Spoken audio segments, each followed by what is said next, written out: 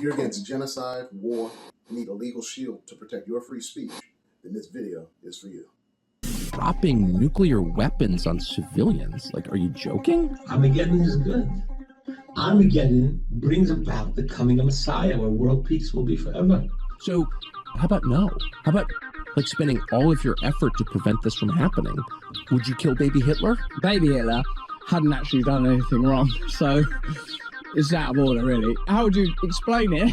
What are you doing to that baby? What? No, now, come on. To me, it seems as if Hitler has won. He's changed us, Jews, from being compassionate and caring into this vicious, genocidal, nationalist nation. It is not anti-Semitic to have a different opinion on the wartime actions. Nah. You're not anti-Semitic. The world is anti-Semitic, meaning the media. It's the news and the people in charge of the news. They're anti-Semitic, not you. You see it. Every normal, healthy human, his blood boils when he sees it. But he doesn't realize that what behind it is an agenda. An agenda. And it's horrible what's going on. All right, before we dive in, you need to know that my longtime friend Rabbi Mendy delivered the keynote speech at the Chabad Summit of Emissaries back in 2011. He's a Zionist, and I am not. And since all this started in Palestine, we've been trying to convince each other that our perspective is the right one through constructive dialogue. So I asked him, if you could go back in time and kill baby Hitler, would you do it? If there was a baby and I knew that he would be Hitler, would I kill him? That's an interesting question, because we only judge people for what they do or did. But if God would tell me, kill him, and show me what of course I would kill him. But in a human court, you can't punish someone for the future. If that's the case, then Israel is guilty of war crimes because they've been killing mostly women and children, and they represent the future. What makes this really bad is that, according to a Johns Hopkins peer-reviewed study, Ashkenazi Jews don't have Hebrew DNA, therefore they don't have ancestral ties to Palestine. The so-called self-styled Jews in Eastern Europe in modern history cannot legitimately point to a single ancient ancestor who ever set even a foot on the soil of Palestine in the era of Bible history. The so-called self-styled Jews in Eastern Europe were never Semites, are not Semites now, nor can they ever be regarded as Semites at any future time by any stretch of the imagination. This means that Netanyahu and AIPAC are the true anti-Semites because they kill Semitic people without remorse, making their actions in Palestine a war crime, synonymous with genocide. It's not genocide. It's not a Holocaust. It's what the Allies did to the Nazis. The Jews are doing to Hamas. Dude, that doesn't even make sense, because you guys are the aggressors, while the Allied forces fought for good. So what I don't understand is the difference between what you're doing and what Hitler did. Israel's killed over 50,000 Palestinians in Gaza since October 7th, according to Gaza's health ministry. Over a third of those, more than 16,000 Palestinians, were children. But that grim milestone is still believed to be a vast underestimate, with many buried under rubble and large numbers of Gazans facing life-threatening health emergencies. I say this as a Holocaust survivor, that the genocide in Gaza is not happening in my name and in our name. What we are doing, Jewish people over in Israel, pursuing and killing women and children, is shocking, embarrassing, and wicked. People should cut Israel some slack.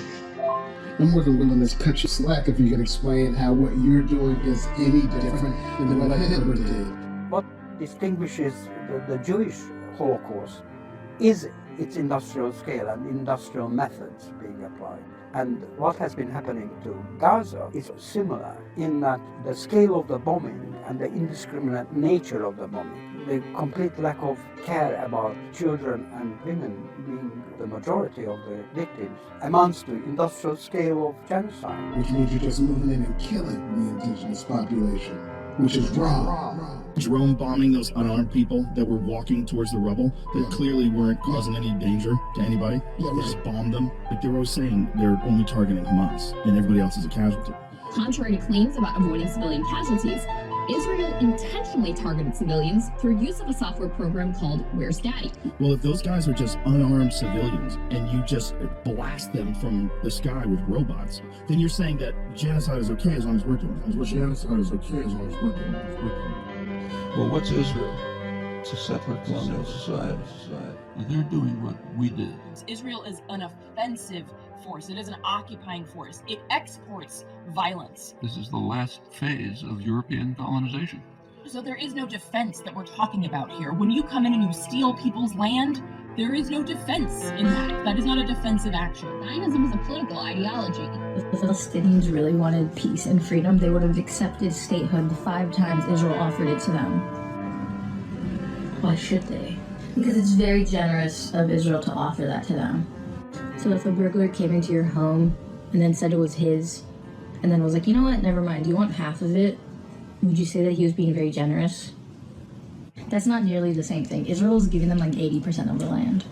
You know, that was like mostly desert, and Israel kept most of the fertile land for themselves. Whatever, it's their land anyways. They can do what they want. It's not. They're indigenous to the land. Want me to believe that the Jewish people in Israel, which many of them are of European descent for generations upon generations, are indigenous to that land. Yes, exactly. God gave them that land. Even in that story, there were already people there. And you know who's related to those people? Palestinians. The settlements that you're talking about, this is the land God gave us. It's a gift to the Jewish people from 3,000 years ago.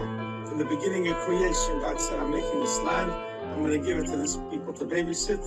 And when the Jews are ready, I'm giving it to them forever. God said that the Jews have to go back to Palestine, land of Israel. Okay, we've got to do it. God gave them that land. Even in that story, there were already people there.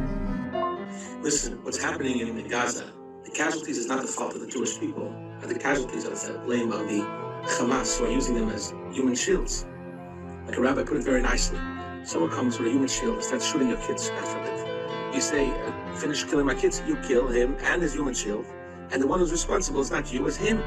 So it's not atrocities in Gaza. Atrocities is atrocities of Hamas, not of Israel. I hope that's clear. What do you say? Well, for starters, it's been proven that the IDF has killed as many Israelis as did Hamas because of the Hannibal Directive. Probably more. Next, I'd say you're doing the same thing that the settlers did to the Native Americans by wiping out women, children, and their future. It sounds like the textbook definition of genocide. Remember, most Israelis don't have Hebrew DNA, so they don't have ancestral ties to the land they're ethnically cleansing, which means they're literally just moving in and clearing the indigenous people from their ancestral homes. So you gotta expect them to fight back. You said it yourself, and now we're here. You're ethnically cleansing all of Gaza by bombing safe zones and killing without discretion. That's evil, and it's wrong. Listen, I don't want to continue this dialogue because I have no other answer but what I gave you. The Rashi, the Chumash, first commentary that says that it's our land. I have no other answer, so there's no need to continue this dialogue. When these people want to kill my brothers and sisters, I have nothing else to tell you, so there's no need to continue this dialogue. I'm asking you as a friend, help me understand what the Native Americans should have done when the settlers came to their land, so we can at least acknowledge their humanity. Listen, I'm not talking about Native Americans. Native Americans, it was their land. People tried to take it away from them. Absolutely wrong. Native Americans should have fought back. If they were right to fight back, then please don't demonize them for doing that. That's what I'm asking for, man. I don't want to go there. This is not the comparison at all. I'm talking about something else. Israel is our land, period. End of story. It has no connection. Even you would fight back if that had been your ancestral land. So the characterization, the dehumanization of the indigenous population, it doesn't make them evil for wanting to fight back. Look at the Rashi that I sent you. Rashi is saying, Will is going to come and say there were people living there before. It's not your land. Now, why would Rashi say this? You conquer a land, it's yours. Why didn't Rashi say this? Tell him God's the creator, and he decided that. That's the Rashi. That's cherry picking scripture. So let's look at what else the Torah had to say about the land you now control. Exodus 22:21-24. You shall not wrong or oppress the resident aliens, and you shall not abuse any widow or orphan. Because if you do, when they cry out to me, I will surely hear their cries, and my wrath will burn, and your wives will become widows and your children orphans. I am the Lord your God, and I have spoken. Deuteronomy 19:14. You must not move your neighbor's boundary markers that were set up by former generations on the property that's been allotted to you and the land your God has given to you. Leviticus 19:32-34 says that when an alien resides with you on your land, you shall not oppress them. The alien who resides with you shall be to you as the native born among you. You shall love this alien as yourself, for you were aliens once in the land of Egypt yourselves. Leviticus 23:22. When you reap the harvest of your land, you shall not reap to the very edges of your field, or gather the gleanings of your harvest. You shall leave them for the poor and for the alien. Finally, in Leviticus 24:22, it says, you shall have the same law for the alien and for the native born. I am the Lord your God, and I have spoken. I didn't make it up. That's your Torah. So what do you have to say to that? Okay.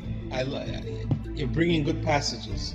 It's talking about people that are living in your land. You should be nice to them. But it's talking about converts who accept the Torah, not people that try to bomb you and kill you. Them you should kill and get out of the land as soon as possible. No, the indigenous Christians and Muslims all believe in the Torah, so they're not converts, and they wouldn't be fighting y'all if you didn't attack them first. But anyway, you were saying? And if you don't kill them, it says in Numbers at the end, if you do not kill them, they will be like thorns in your eyes, and they will kill you. So there you have the answer. If they want to live in the right way and be subservient to the Jewish nation in their land, you could keep them there and be nice to them. If they try to kill you, you must eradicate them immediately. Wait a second. You're the one who said you can't punish someone for something they might not even do. You can't punish someone for the future. Moreover, collective punishment is wrong. I am an American Hasidic Jew.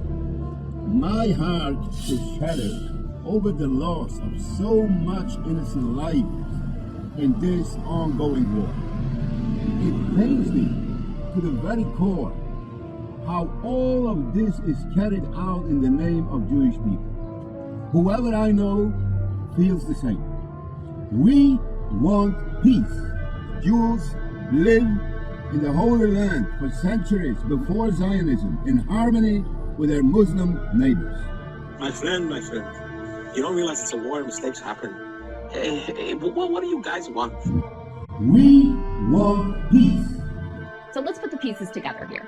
If you classify every military-aged man as a combatant, and you classify every one of his family members as acceptable collateral damage, you have effectively turned an entire population into legitimate military targets.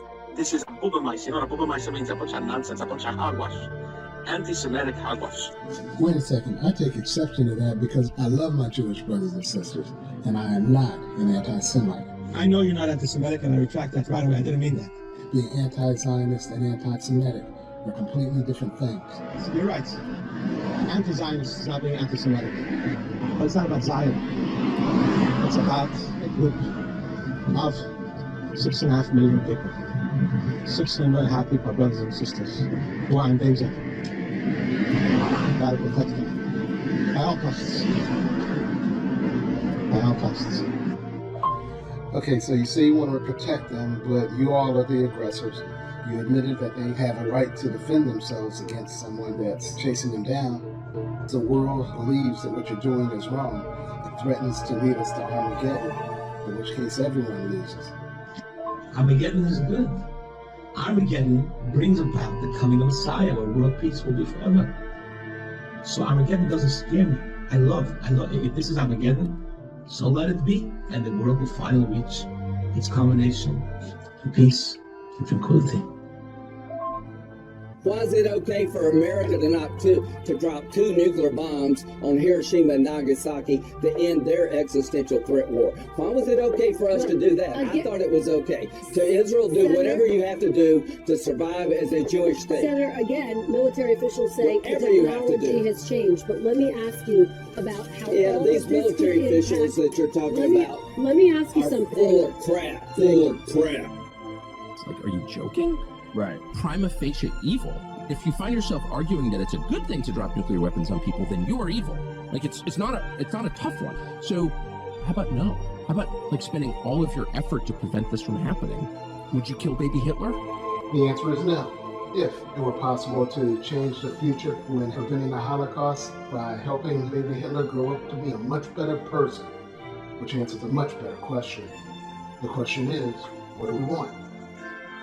How about a path to a better world and a brighter tomorrow, where Zionists publicly acknowledge the truth that Israel would not exist if it were not for the heroic contributions of the people that Christian Zionists are trying to erase here in the U.S. I'm talking about black people with Hebrew DNA from the tribe of Judah who played a pivotal role in defeating Hitler. Because the Tuskegee Airmen were the first pilots ever to successfully, easily, and repeatedly defeat Hitler's master race of jet fighter piloted war machines flown by aces that shot down everything Allied forces threw at them until the black pilots showed what they could do. When combined with Patton's Panthers, the 761st Tank Battalion, all black soldiers, these are the ones who liberated the Jews from 3 different concentration camps. They had poems written about them, like The Black Messiah by Sonia Weiss. This is all verifiable. Look it up and you'll see that Zionism would not exist in its current form if it were not for the contributions and sacrifices of the black soldiers who saved these Jews from 3 different concentration camps. In fact, I had the honor of meeting with the family members of both the Tuskegee Airmen and Patton's Panthers, and they said their relatives wouldn't have saved the Jews if they knew that they've committed genocide against an innocent and indigenous population because it's evil and it's wrong. Therefore, since Israel owes these black veterans their lives, and since nobody else has the moral and spiritual authority to make a demand that Israel has to abide by, lest they dishonor themselves in the eyes of the world, we demand that Israel cease fire now, end the occupation, and adopt a one-state democratic government like the Torah demands moving forward. Thus says the people who the Jews called Messiah. The Germans running left and right, and this guy walks in. We thought he came up from the moon. Some an angel walked up from the moon. We didn't know to kiss him, to hug him, and we were numb. We couldn't speak, we couldn't move. I can't even, because I get, it's something, you know, be sorry. The Black Messiah. There is nothing historically inaccurate about your people, but that has nothing to do with nothing. The Bible says that there is a time for peace and a time for war. לעולם לא נשכח את מעשי הזוועה שעשו לנו אויבינו. אנחנו הולמים באויבינו בעוצמה חסרת תקדים. אני מדגיש, זאת רק ההתחלה. They've made a mistake of historic proportions. We will exact a price that will be remembered by them and Israel's other enemies for decades to come. Wait a second. You all are the aggressors. You're killing mostly women and children. You're bombing safe zones, embassies. You're assassinating foreign leaders, peace negotiators. How much do you expect to humiliate these people and have them not defend themselves? Or Israel. I mean, they were only in the middle of attacking almost every neighbor they have. There is no scenario where Israel isn't the aggressor here. Even a rabbi said that the Native Americans should have fought back. This isn't anywhere near self-defense. They are assassinating leaders. They are bombing diplomatic buildings in different countries. So we all have to go and die there for Israel. And for even if we don't have to die, no, you have to send more billions more, maybe trillions. Shut up and give me the goddamn money. I'm in the middle of attacking all my neighbors. We talk about Israel having a right to defend itself as they massacre tens of thousands of people in Gaza. Of course, that's not self-defense. It's mass murder, it's ethnic cleansing, it's genocide. Israel's defense minister ordered intense strikes on Tehran just hours after a fragile ceasefire appeared to take shape. Do you realize that Israel started this? Self-defense, my ass. One Hamas official told the BBC, quote, they killed Hania, the flexible person who was open to solutions. Now they have to deal with Sinwar and the military leadership, unquote. Sadly, like many other negotiators, Sinwar was killed to keep peace from coming about in the Middle East. It's Netanyahu who isn't giving them a path forward. As long as the U.S. supports and protects Israel's preemptive strikes on neighboring countries, things will only get worse. So we must do better. Currently, the United States bombing the shit out of Syria, Yemen, the Middle East, and we're sending the Carrier Strike Group over there to help Israel bomb the shit out of Lebanon and Iran and Yemen and wherever else they want to bomb. And rather than negotiate a ceasefire deal, what do? They bomb a school with 100 people because that's their way of saying we're not interested in a ceasefire deal. We're not interested in it at all. Again, the world's terrorists, not who you think. The morality doesn't seem to matter in this stuff. And in fact, subterfuge, dishonesty, these things seem to just carry the day. I mean, well, they do. A lot of times they do. But look, none of us want to live in that world, you know, and thank God there are countries like Iran, frankly, that seem to have some moral compass. I mean, God bless them. Rabbi Mendy, what terms would you accept for a ceasefire? Unfortunately, I'm not in the position to answer that. No, I'm not the Israeli government. Okay, well, just speak for yourself. It has to be a ceasefire and make sure Israel is safe. All the hostages returned and all their ammunition taken away from them. Totally dismantle Hamas. Then we can think about a ceasefire. Okay, I hear you. You want to be safe? Well, why not stop provoking the countries that want peace? That'd be a great place to start. I mean, considering how most of the people you're killing are women and children, and you want to dismantle Hamas, I mean, how do you do that? They just have a spirit of trying to survive as you chase them down, like bombing safe zones and food distribution points. How much do you expect them to take? I mean, you want to accept a ceasefire until they've done all this stuff, and they're completely vulnerable and you're exterminating them. How can you expect them to trust you more if their desire to survive makes them an enemy according to you? The fact that you expect all these things before you even consider a ceasefire sounds like a bad deal. I mean, would you accept those terms? They'd be fools to accept that deal. Remember, the Torah said you should live in peace, one law for all the people, alien and native born. And you should honor ancestral boundaries, which you violated when you did the Nakba. So Israel is in the wrong. The fact is, if you abided by the Torah, there would be peace. So the bottom line is, there's nothing that appears to appease you. It's just that you want to ethnically cleanse the land. Isn't that correct? I mean, how can they survive with the terms you've laid out? And as for whether or not Israel's abiding by the Torah, there's no way that they'd accept that deal. So for these reasons, Hamas did the right thing by not participating in the ceasefire negotiations because Israel is not negotiating in good faith. Not only have they violated the Torah, but they can't say that they're the army of God because everything they're doing is evil and wrong. You cannot tell me to ever feel comfortable with children being ruthlessly murdered.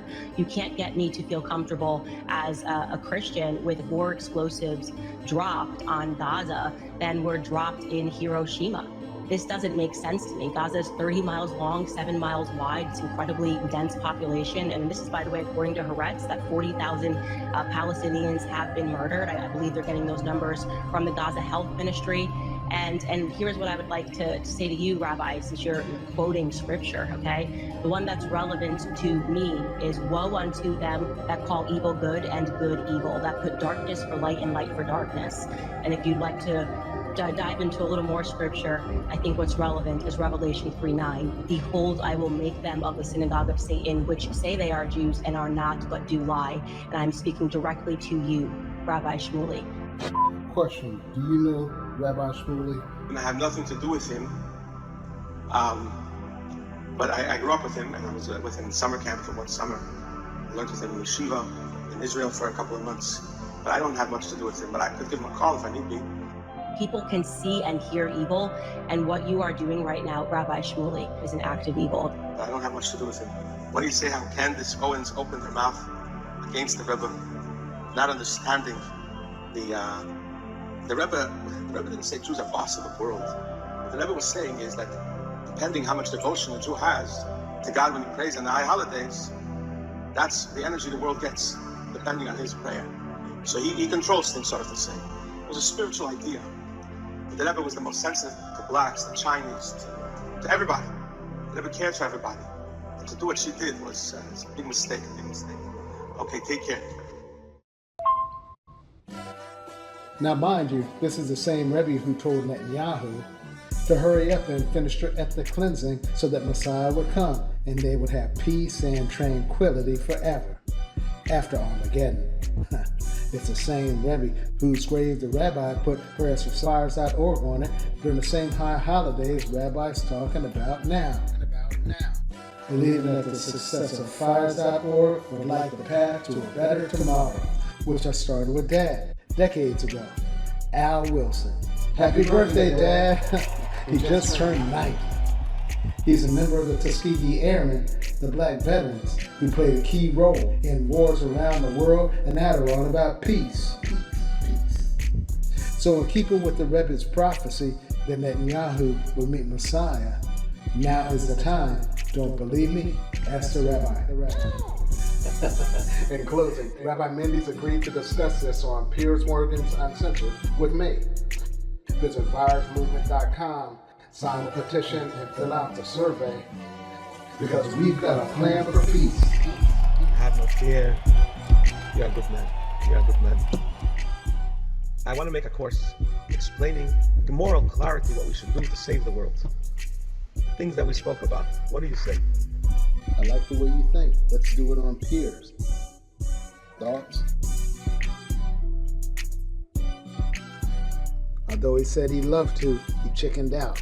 Now we're here. Let's get right into it. Israel and Iran are on the brink. And guess who might be paying for it? Us. All right. A short time ago, the U.S. military carried out massive precision strikes. Our objective was the destruction of Iran's nuclear threat. Tonight, I can report to the world that the strikes were a spectacular military success. Trump is lying. We are at a pivotal moment in history where Israel, they are setting up the U.S. to lose. Day and night, the Iranians were pounding it. Israel and the United States are running low on munitions. That's why Trump had to end the Iran war quick. Iran must now make peace. If they do not, future attacks will be far greater and a lot easier. Is Iran concerned that Israel is willing to use nukes? So Armageddon doesn't scare me. I love, if this is Armageddon, so let it be, and the world will finally reach its culmination in peace and tranquility. The epic battle, good versus evil. First of all, the objective is not to wipe Israel out, it is to end the regime. Agreed. But by hammering the regime in this war, it is going to weaken it, to show Israelis that this is not going to work, that this is not the way forward. You will never feel safe colonizing, so find a different solution.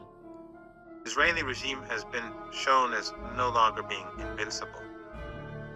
Day and night, the Iranians were pounding it. So clearly Iran had the upper hand. At the end, missiles were shot. They told us they were coming and where they were and what time they were coming. And they said, if you'd like to have a different time, we'll do that. And that's respect when they do that. I appreciated that they did that. There was no surprise. We got the soldiers out of the base in Qatar, in this case. But they knew they were coming. 14 missiles were coming. So the objective is not to kill everyone. That's never been Iran's objective. Just like, again, going to South Africa, that's the model. Where everyone is One man, equal one as a vote. human being, that's the model. Yeah. Yes, exactly. There's your proof. Iran wants peace. How could anyone think that Iran's the bad guys when the war criminals are Netanyahu and Trump? Regarding nukes. Now, with Iran, when it comes to the nuclear program, technologically speaking, Iran is ahead of Pakistan and ahead of North Korea. Iran has chosen not to develop nuclear weapons, and many people are against this. My own children are against this. They argue with me about this.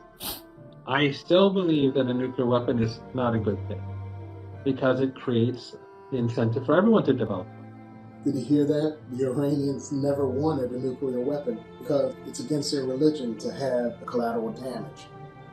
Remember, they want peace. But the truth is that we have never been after developing a nuclear bomb, not in the past, not presently, or in the future, because this is wrong, and this is in contrast to religious decree or the fatwa. So it is religiously forbidden for us to go after a nuclear bomb. And this was always corroborated thanks to our cooperation with IAEA, because they were always there to verify this and to substantiate that we have never wanted a nuclear bomb. But unfortunately, this cooperation was disturbed by the unlawful attacks against our nuclear facilities. So it's for these reasons that Iran is finally considering having nukes as a deterrent. I still believe that a nuclear weapon is not a good thing. But then again, who knows what will happen in the future because of the stupidity of the Americans and the Israeli regime. Look it up. For decades, the West has been planning these unholy wars. I say very openly and clearly to your audience, Iran is the hope of humanity. And I think that the Americans have shown the world that over the decades they've been lying about Iran. Because they actually want peace. So it sounds like Iran represents the good guys, and it's the West that must represent evil. Right. If the regime seriously contemplates using a nuclear weapon, then obviously Iran will move in a direction to preserve its existence. But also, the rest of the world will do the same, because a nuclear weapon is a threat to the world. And I don't see the Israeli regime surviving under, if it moves in that direction. And the U.S. won't survive either if we don't make Congress do its job of ending wars, impeaching Trump, and stopping terrorists now. We can do all this and more once we get 3.5% of the population to sign the petition and fill out the survey at fires.org. With 3.5%, we can make America first start defining policy, while never forgetting that Palestinians and blacks are Semitic too. Protesters around the world are free to quote me, because I'm not anti-Semitic. Don't believe me? Ask the rabbi. To you pro-Palestinian protesters out there, use exhibits in this video to protect your free speech. Remember, a high priest in the Jewish faith vouches for me. So use my word instead of your own. I'll be your shield. Now is the time.